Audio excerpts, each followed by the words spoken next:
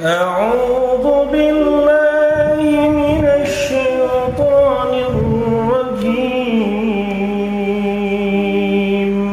بسم الله الرحمن الرحيم.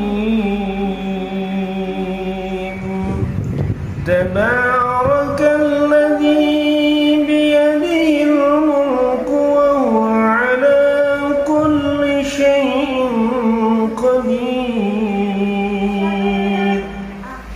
الذي خلق الموت والحياة ليبلوكم أيكم أحسن عملا